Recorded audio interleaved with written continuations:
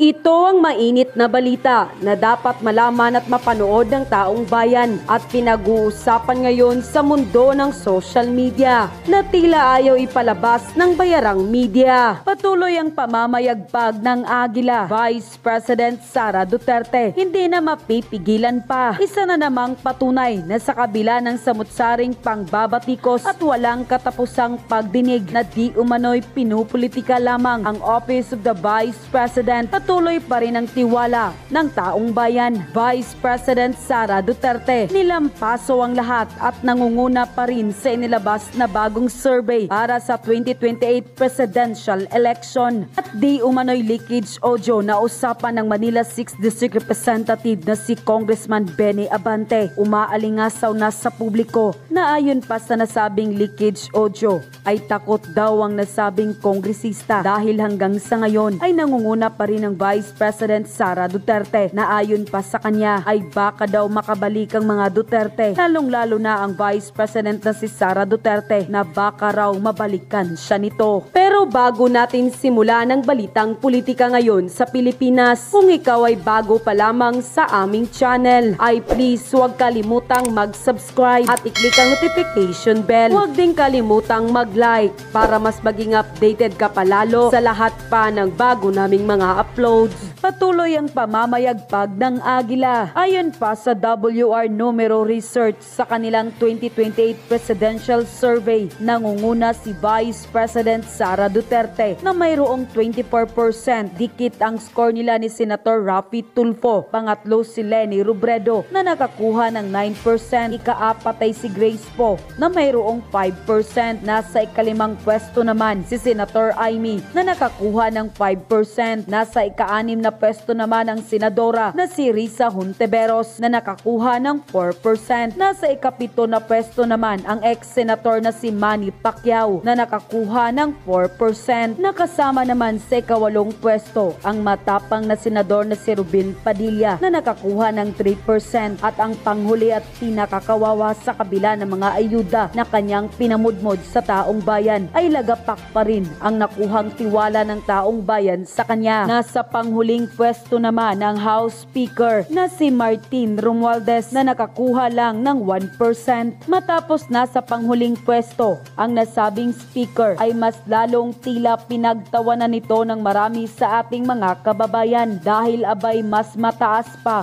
at hindi pa sigurado o undecided pa ang kanilang iboboto na nakakuha ng 18% na mas lamang pa sa 1% ni Speaker. Kaya nga katakataka dahil sa kabila ng walang katapusang pinamudbod na ayuda at pera ni Romualdez, tila hindi pa rin siya gusto ng taong bayan. Hindi naman nakapagpigil na magkomento si Crisette Laureta Chu at tila sinampal ng katotohanan ng nasabing Speaker. Ayon pa sa kanya, ang tanga-tanga ng mga congressmen who still ally with Martin. He has spent more than 500 billion pesos in ayuda trying to make people love him and more. And yet, he still cannot get beyond 1 point. In its nearly 3 years, itaga nyo sa bato on the grave of all my ancestors that Martin will never ever be the most loved or even liked politician. He will never be president. He won't even budge from the lowest rank as in dyan na siya. Spending 1 trillion pesos more would not make a difference. It's not the money that the issue because he is so uncharismatic, so unlikable, so insincere. You cannot sense, for lack of a better word,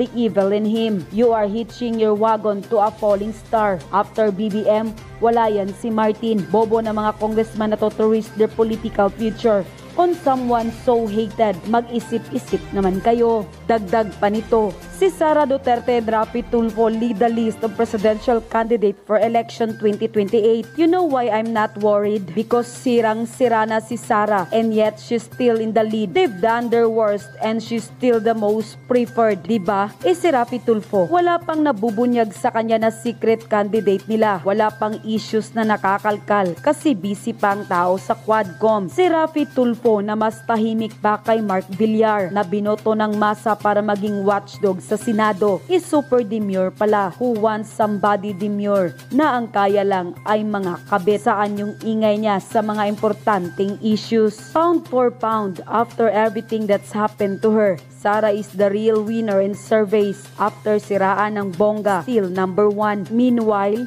yung naglustay ng tax natin sa ayuda para mahalin siya, still in the last one. Sige, bilhin niyo yung survey firm na to kasi di pa nabibili to. Unquote. Tapos lumabas ang balitang ito ay usap-usapan naman ngayon sa mundo ng social media. Ang di umano'y leakage audio na usapan ng Manila 6th District Representative na si Congressman Benny Abante na umaalingasaw ngayon sa publiko. Na ayon pa sa nasabing leakage audio ay takot daw ang nasabing kongresista dahil hanggang sa ngayon ay nangunguna pa rin ang Vice President na si Sara Duterte na ayon pa sa kanya ay baka daw makabalik ang mga Duterte, lalong-lalo na ang Vice President na si Sara Duterte at baka raw mabalikan siya nito. Parang, sabi nga ng iba na yung tono ng kanta. Dati raw, abakada. Ngayon, ABC na. English na daw ngayon. Ibig sabihin, may pangamba daw ito, di umano. Baka raw manalo, ang dating BP Sara, balikan siya di umano. Hindi raw malayo. Ay, sagot niya, according to the video. Pwede natin ipasok yan. Pasok na natin para, kayo na ho ang bahalang mag-analyze at humusga. Pasok natin yan. Kuya, ano bang meron? Kwento mo na. Paano pag naging presidente yan? Yari? Oh yes, yari siya. Yari ako for example, pag naging presidente ng Pilipinas yan, no? Paano kung lumakas uli mga Duterte after the 2025 midterm elections? Paano kung siya yung likely maging presidente? Sigurado baka balikan kayo. Oh yeah, I mean, that's a possibility, no? You cannot discount politics in this, no? In fact, I was talking to one congressman, kaalyado din ni Vice President Sara. Sabi niya sa akin, politics lang to eh. Ibig sabihin, he's also being careful in attacking the Vice President on the budget. Dahil nandun yung tama ba? Nandun yung concern, paano pag naging presidente yan? Yari? Oh yes, yari siya. Yari ako for example, pag naging presidente ng Pilipinas yan, no? Paano kung lumakas uli mga Duterte after the 2025 midterm elections? Paano kung siya yung likely maging presidente? Sigurado baka balikan kayo. Oh yeah, I mean, that's a possibility, no? You cannot discount politics in this, no? In fact, I was talking to one congressman, kaalyado din ni Vice President Sara. Sabi niya sa akin, politics lang to eh. Ibig sabihin, he's also being careful in attacking the Vice President on the budget. Dahil nandun yung tama ba? Nandun yung concern, paano pag naging presidente yan? Yari? Oh yes, yari siya. Yari ako for example, pag naging presidente ng Pilipinas.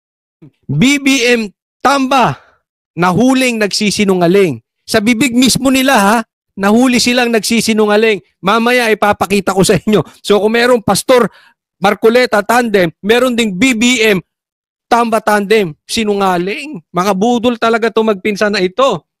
Pangatlo, Young Guns, takot sa impeachment. Yan ito, tingnan natin. Nagdeklara na si House Speaker Martin Romualdez ng all-out war laban sa mga smuggler, profiteer at hoarder ng pagkain na nakita nyo naman nagpapahirap umano sa mga ordinaryong pamilyang Pilipino. Ayon sa House Leader, nananatiling prioridad ng... Kalma. All-out war sa mga smuggler. Smuggler. Di ba? Lalo-lalo na sa bigas, sa mga pagkain. Naalala nyo, itong tandem nila. Ano sinabi nito? Hindi ko na lang maalala sino nagsabi ng English, sino nagsabi ng Tagalog. Pero pareha sila magpinsan sinabi yan. Ano sabi nung isa? Your days are numbered, sabi niya sa mga smuggler. Yung isa naman sabi, bilang na ang araw ninyo, sabi sa smuggler. Silang dalawa. Hindi ko lang maalala which is which. Sino yung Tagalog, English. Pero pareha sila nagsabi. Huli kayo. Huli kayo na nagsisinungaling kayo. Ngayon, ipinapangako nyo na naman. Sinasabi nyo na naman. Nung sinabi nyo bilang na araw ninyo. Bilang na araw? Buwan na nakalipas. 1 taon na nga ata. Oh, may nahuli kayo mga smugglers. May nakasuhan ba? Sige nga, ilabas ninyo mga nakasuhan. May mga nagkukwento pa nga ha. Tanong ko sa inyo, totoo ba ito? May mga nagkukwento. Yung mga nahuhuli nyo, huli-huli pang TV lang. Meron nagsabi sa akin, kakilala ko eh. Ano sabi niya? Dito sa lugar namin, dito yung mga bigas-bigas na ni-raid. Hindi daw lahat nire-raid ninyo. Namimili lang kayo ng nire-raid. Di ano yun? Pinapatay nyo lang yung competition. Kung may Pastor Kibuloy Marcoleta tandem, merong budol tandem, kayo magkapatid. Wag na natin palahabain eh. Yun na lang. Yung bilang na araw ninyo. Until now, sinasabi nyo may nahuli. Kanina lang sa balita may nahuli kayo. Na smuggler. Ba't hindi nyo ipamigay? Gaya nung ginawa ni Marcos, ni BBM, yung presidente nyo. Pinamigay yung isda. Eto, ba't hindi nyo ipamigay? Ibebentan ninyo? Kukuhanin ninyo? Nagtatanong lang. Bakit yung bigas na 3 buwan na? Saka pinamigay? Pinagtagal muna? Ano to? Pagtatagalin nyo muna? Saan napunta yung mga nahuli nyong bigas dati? May nabalita ba? O ano yun? Ginawa nyong pangayuda, nilagyan nyo yung pangalan? Nagtatanong lang po. Bakit ilan lang daw yung nire-raid nyo dyan? Hindi lahat nire-raid. Asa na yung sinasabi nyo bilang na araw ninyo? May kaso ba sila? Bakit tuloy-tuloy ang smuggling? Dapat sa port pa lang yan, nahaharang na eh. Bakit sa warehouse nyo nahuhuli? Ibig sabihin, nakalusot na. Tama o tama-tama. Kung bagat sa droga, dapat sa port pa lang, huli na. Sa airport pa lang, huli na. Bakit nahuhuli nyo sa mga tao? Di nalulusutan kayo. Ano yung nangyari doon sa drug hole ni Marcos? Hanggang ngayon, hindi na lumabas yung driver. Biggest drug hole, walang balita. Record-breaking drug hole, walang balita. Wala yung driver. Walang bodyguard. Nahuli lang sa checkpoint. Pambihira. Ang daming butas. Sige, pakisagot lang. Totoo ba yun? Namimili kayo ng i-raid. Pagka hindi nyo kaibigan, hindi nyo re-raidin? Pagkaibigan nyo, hindi nyo re-raidin? Tanong lang. Saan napunta yung mga bigas na na-raid nyo? Asa na yung mga drug lords? Merong listahan na ng mga drug lords. Nilabas nyo pa yung mga pangalan dyan sa house. Nabalita yan sa mainstream media, hindi lang sa SMNI. May nakulong ba ni isa sa kanila? May nakasuhan ba ni isa sa kanila? Tanong lang po. Kasi ito na naman kayo, sasasabihan nyo na naman yung taong bayan eh. All out war sa smuggling. Sinabi mo na yan, tambay eh. Sinabi nyo na, kayo ba talaga magpinsan? Lulukuhin nyo na lang kaming taong bayan parati. Tapos pag tinatanong kayo, magagalit kayo, ipapakontempt nyo. Damihan nyo yung kwarto dyan sa contempt, nyo. Parang gusto nyo lahat i-contempt, lahat ng kukontra sa inyo eh. Gusto nyo at ituring kayong mga Diyos. Sige na, ilabas lang ninyo. Saan napunta yung mga nahuli nyo before na smuggle na mga bigas? Yung listahan na nilabas nyo dyan sa HOR, may isa ba nakasuhan or nakulong? Pakisagot lang. Pakisagot kung sino man sa inyo magpinsan. Ni BBM ikaw, tsaka ikaw. Sagutin nyo. Kamara ang pagbibigay proteksyon sa mga Pilipino, kaya't isa sa mga tinututukan nila ay ang presyo ng bigas. Sabi ni Speaker Romualdez na sa susunod na taon, palalawigin pa nila ang mga isyong tumatalakay sa murang pagkain sa ilalim ng kanilang... Iniloloko nyo taong bayan eh. Dati nyo na sinasabi yan eh. Nahuhuli nyo yung smuggling, hanggang ngayon mataas pa rin ang bigas. Kailan nyo ba maaayos yan sa 2028 pagbaba ni Marcos? Huwag nyo naman sana kaming gawing tanga. Paulit-ulit yung sinasabi nyo, walang nangyayari eh. Hindi ba katulad nung si PRRD nagsalita? May listahan siya oh. Ito yung mga alam naming adik. Sumuko na kayo bago pa kayo matokhang. Ilang libo sumuko, di ba? Alam mo kung sino nagsasalita? Resulta. Kayo din, kayong tandem, kayong magpinsan, BBM, Tamba, tandem. Ang nagsisalita sa inyo, resulta. Tingnan nyo presyo. Ang layo sa 20 pesos eh. Dami yung nahuli, wala namang nangyayari. Totoo lang. Naniniwala. Sige, tanungin ko kayo sa mga manunood. Naniniwala ba kayo sa BBM Tamba Tandem? Nabilang na ang araw. Your days are numbered, mga smugglers. Para kayong bantay sa lakay eh. Alam mo kung bakit? Yung pinsan mo, Martin, na si BBM, naging, ano pa yan ha? Agriculture Secretary. May nangyari ba? No secretary ba siya bumaba ang presyo ng bigas? Hindi. Yung sibuyas nga, naging 100 pataas eh. Ang presyo. 200 pa nga. Yung asukal, 100 plus ang kilo. Naalala nyo yon? Sili, tumaas din. Presidente, Agriculture Secretary rin? Walang nagawa sa agriculture? Ano ba talaga yan si Marcos? Weak ba talaga yan o walang silbi? Pinalitan siya. May nangyari ba? Ganyan din. Kayo magsabi, yan ba hindi langtarang panloloko sa taong bayan? Alam mo kaya itong pagsalisalita nitong si Tamba? Nahuhuli sa kanya, sinungaling siya eh. Sa'yo mismo galing, Martin. Sinungaling ka. Kasi sinabi nyo na yan dati.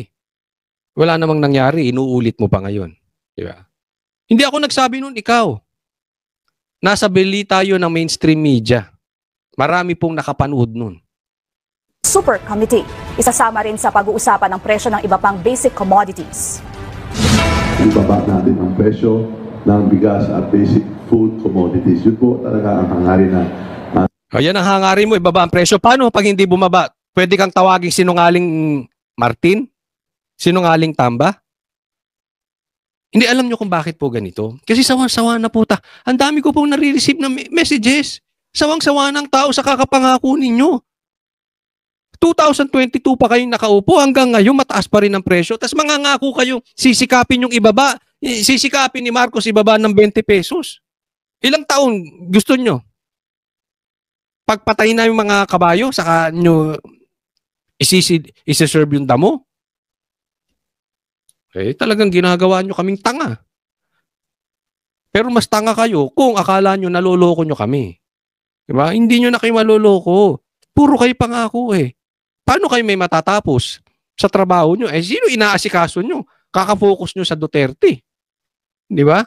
Ayaw nga nyo magpa-drug test eh. Kasimple nun eh. Natakot kayo sa drug test. no?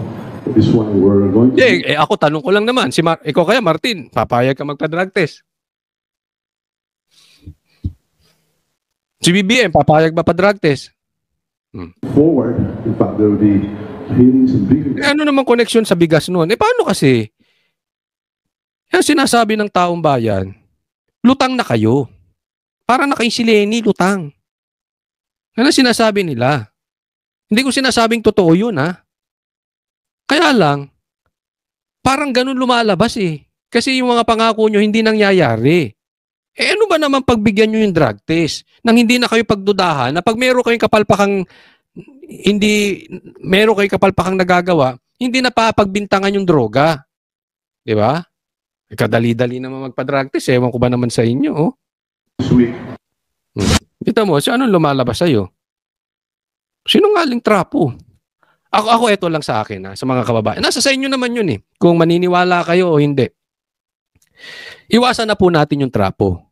Diba?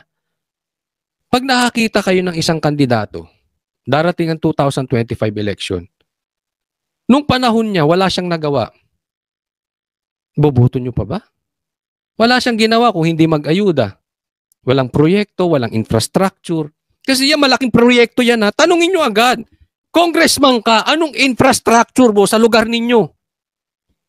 Kasi kailangan ng bansa natin yan eh. Infrastructure. Hindi pwede tayong bigayan lang ng bigayan ng pera. Hindi tayo aasenso niyan. Tanong nyo sa mga congressman. May infrastructure ba? Meron bang nagawang tulay? Kung wala, niloloko kayo niyan. Bahay nila gumaganda. Tapos yung buong probinsya nila, pabulok ng pabulok. Pambihira yan. Hindi, nuknukan ng lukuhan yan. Ako, sa akin lang, Huwag kayong boboto ng hindi nakagawa ng infrastructure. Anong silbi ng mga yan? Sa bansang Pilipinas, alisin mo yung ayuda. Wala. Kayo mag-decide. Di ba? Sa akin naman nagsasuggest lang. Anong nagawa nila? Kung walang nagawa, bakit nyo pa iboboto? Dahil maganda apelyido? Pagandahan na lang tayo ng apelyido.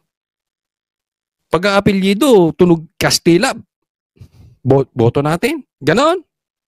Core ninyo, ha? Diba? Kaya tayo naloloko eh. Diba? Itinapon nyo na yung tatay, binoto nyo naman yung anak. No, diba? Huwag na tayong papaloko. Lagi nyo hahihingin yung resibo. Huwag na po tayo paloko, ha? O, next po tayo. Ito, mga young guns, di umano, takot sa impeachment. Okay, fire. Ito. Pag-usapan natin. Another lip service ng ating Vice Presidente. Dahil nakikita naman natin na napakadaming pagkakataon na kailangan niya magpaliwanag, hindi naman siya nagpapaliwanag. Ngayon, ang sinasabi na naman niya na through impeachment, makakapagpaliwanag siya. Buang! Ay, Diyos. Kasi sinasabi nito, lip service. Si BP Sara daw puro ngangwa. Sabi niya, pinagpapaliwanag siya dyan sa kamera, hindi naman siya nagpapaliwanag. Ngayon, sasabihin na maganda nga yung impeachment. At least makakapagpaliwanag siya. Sabi niya, lip service lang yun. Iniiba-iba ni BP Sara sinasabi niya. Mahina ba utak mo, sir? Titanong ko, mahina ba utak mo? Kasi pag pumunta siya dyan sa inyo, gigisahin nyo, hindi nyo naman siya pagpapaliwanagin. Ang gusto pa nga yung tanungan, yes or no lang eh. Buti na lang, matapang si PRRD. Sinagot, ba't tanungin nyo ako ng yes or no? Hindi, wag na tayo maglokohan, sir. Diretsahan na tayo. Si BP Sara ba, pag pinatawag nyo, pwede magpaliwanag? O pag maganda na ang sinasabi ng mga resource person ninyo at ayaw ninyo ang sagot, sisigawan ninyo, i-stopin ninyo, one minute break, or i-contempt ninyo. Duduruin ninyo. Huwag na tayo maglokohan. Ganyan naman ang ginagawa. Sinong gaganahan, pumunta dyan at magpaliwanag? Kahit ako halimbawa meron kayong kaso, kasuhan nyo na lang ako sa korte. Bakit? Sa korte pwede ka magpaliwanag. Diyan, pag nagpaliwanag ka, i-contempt ka agad. Asan ang due process? Pag nagpaliwanag ka, ayaw nila ang paliwanag mo, sisigawan ka. Duduruin ka ng mga kasamaan nyo katulad ni Paduano. Hindi mo alam yun, sir? Hello? Ganun kahina utak mo, hindi mo alam ganun ang nangyayari? Hindi ka nanonood? Kaya nga gusto ni BP Sara ng impeachment kasi sa impeachment, pwede siyang magpaliwanag ng hindi binabara, ng hindi kinakat, ng hindi sinisigawan, ng hindi duduruin, hindi na kinokontempt. Naiintindihan nyo? Sa madaling salita, parehas na panig pwede magsalita. Diyan sa Quadcom, kayo diyan sa House, kayo ng kayo, pag kayo ay nagdinig, diretsahan na. Huwag ka naman magtanga-tangahan, sir. Alam mo naman yan eh. Yung ba kailangan pang i-explain? Alam nyo naman, kaya hindi umatin si BP Sara. Hindi siya makakakuha ng tamang investigasyon dyan. Dahil bago pa umatin dyan, ilulubog nyo na si BP Sara. Alam yan, that is public knowledge. Alam lahat yan ng mga Pilipino. Unless doon sa mga bayaran na vloggers at saka doon sa mga panatikong tagasunod ninyo. But that is very obvious. Pinapapunta nyo dyan para gisahin. Pinapapunta nyo dyan, not because of in aid of legislation. Kaya nga kung may problema kayo at sa tingin ninyo may kaso si BP Sara, kasuhan niyo. Ang tanong, sir, ba't ayaw mong pumirma? Di ba? Pirma ka. Pumirma ka na ba, sir? Tanong ko sa iyo, pumirma ka na. Para sa impeachment ni BP Sara. Ang dami mong kuda eh. Kung pumirma ka na sana, di tapos na. Ang kailangan nyo lang 106, di may impeachment na, di nakakapagpaliwanag si BP Sara. Puro kayo ganyan. Binabanatan nyo na binabanatan si BP Sara. Ayaw nyo naman magsipirma. Duwag naman kayo magsipirma. Asan na yung impeachment? Sir, asan na yung ICC? Etong lahat ng ito na nangyayari, public trial lang. Para ano? Siraan ng Duterte. Pero ayaw talaga nilang itodo. Ayaw nilang itodo sa korte dahil alam nila matatalo sila. Ayaw nilang itodo sa impeachment dahil alam nila matatalo sila. Sir, I challenge you, you put your mouth where, you put your money where your mouth is. Gusto mo magpaliwanag, pirma ka na sa impeachment. Simulan na natin yung impeachment now na. Kung hindi nyo rin kayang pumirma, Tahimik na.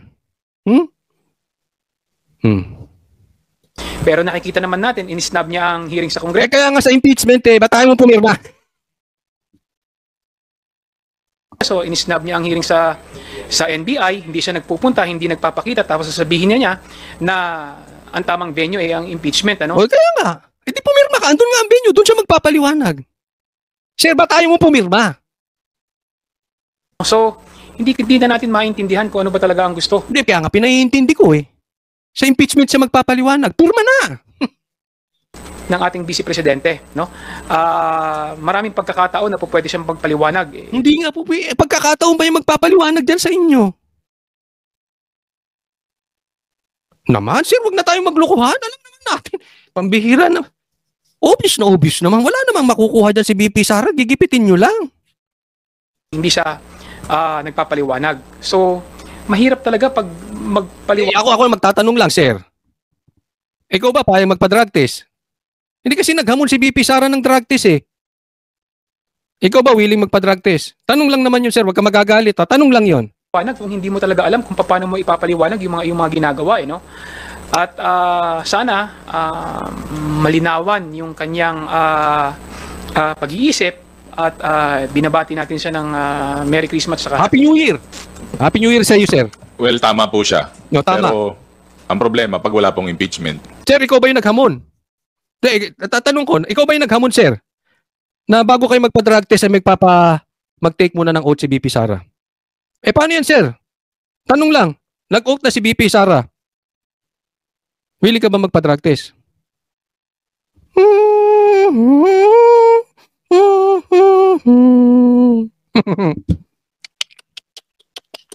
Tinan mo tanong niya. Tinan niya, sasabihin niya. Pag wala pong impeachment. Ang problema niya wala impeachment. Di simula mo impeachment. Ang tagal niyong binild up yan. Tapos hindi niyo pala kayang impeach. Pirma na. Ba't tayo mo pumirma? Bakit takot kang pumirma? Nagtatanong lang. Impeach na natin. Impeach na natin. Kayo pala, hindi ako pwedeng pumirma. Impeach nyo na si BP Sara na magkaalaman kung asa ng taong bayan. Sige na. Pero ba't sinasabi mo ngayon, paano ngayon kung walang impeachment? Hindi! Niyabang nyo yung impeachment dyan, yung impeachable offense yung ginagawa ni BP Sara. Sinasabi dyan ng mga kasamaan mo, kung hindi man ikaw. Ay, ba't ayaw mo pumirma? Ba't ayaw mo magpa-drug test? Hello? Sana naman po siya sasagot. So, Sa impeachment nga eh. Ano mo mahirap intindihin doon? Sana naman siya sasagot? Yun na nga eh. Dalawa sasagutan ni BP Sara. Matagal niya nang sinasabi. Impeachment to korte. Doon kayo magkita. At yun na nga mga kababayan, ano na ang masasabi nyo sa balitang ito? Please i-comment nyo sa ibaba at babasahin ng aming team. At kung nagustuhan nyo ang video, ay please huwag kalimutang i-like at mag-subscribe at i-click ang notification bell para updated po kayo palagi. At please huwag kalimutang i-share para mas marami pang makaalam sa balitang ito. Maraming salamat po!